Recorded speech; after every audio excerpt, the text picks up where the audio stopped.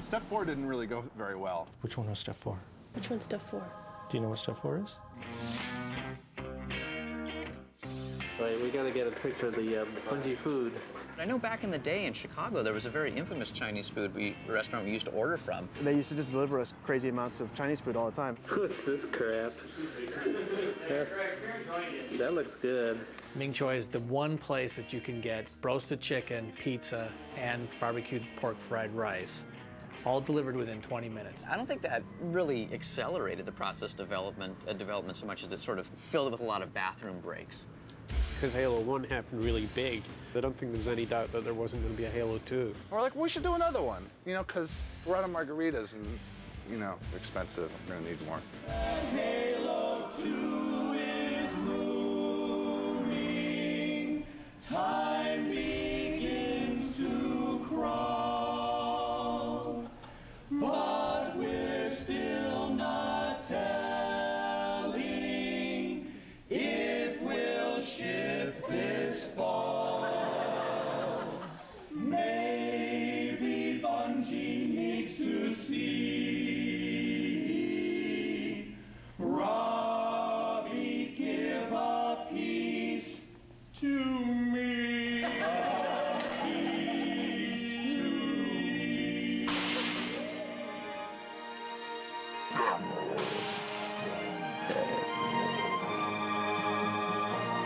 Bet you can't stick it. You're on. Halo 2 led us to step 5 of our plan for world domination. We were supposed to get the orbital defense station. That was step 5. I forget step 5. But Microsoft said that if they're going to build an orbital space station, that it's going to be running Windows, and we didn't want to be going up there.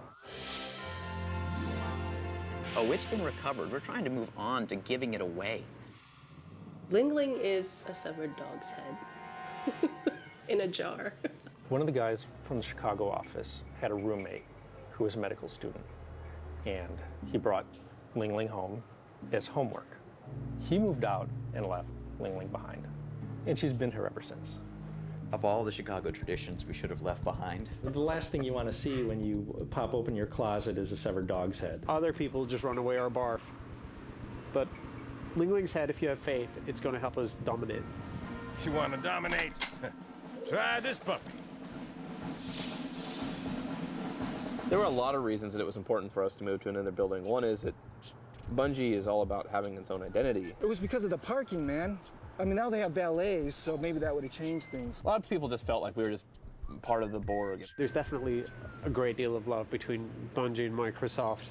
And when Microsoft hits us, it's because it loves us. They made us walk like 200 yards to the bathroom. Being in this sort of stale cube farm type environment isn't very conducive to being creative. Like Matt Noguchi would sprint all the way to the bathroom and just barely make it. I mean, barely. Like, that's why there's this big puddle of piss in front of the urinals. I think the main reason we moved is we just got bigger. I forget how many people we had on Halo 1, maybe 40-ish, and apparently we've got 200 people in the building now. I mean, we're huge. The new place is a lot more like, I think when my dad came visit, he was like, oh my God, this place looks like the set of 24 or something. It's like a fortress of solitude right next to a Starbucks. Well, it is a little dark. A cave is a good description for it. The interior is like a big, giant, open pit. We like the big open office environment because we think that communication is very important. This is the Bungie coat of arms. Basically, the Latin says, don't make us kick your ass. All I gotta say is we're on Halo 3 right now. That's all. Halo 3 has been pretty much freaking awesome from the beginning.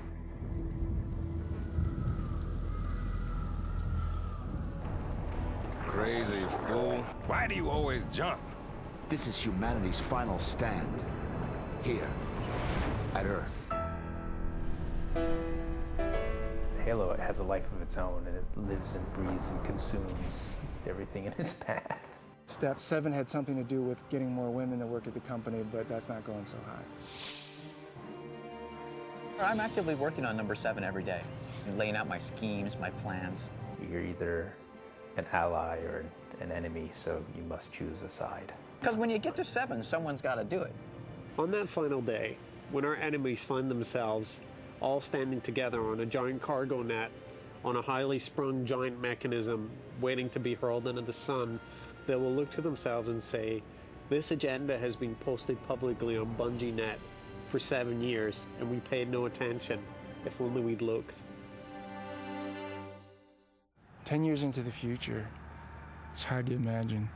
Wow, 10 years in the future. Where's this whole thing going? Not making Halo games. After Halo 3 ships, it's going to be an interesting time for us. My fear is that we make the greatest game in the world and nobody buys it. It's all about where's the candy and where's the death. I want the candy. I don't want the death.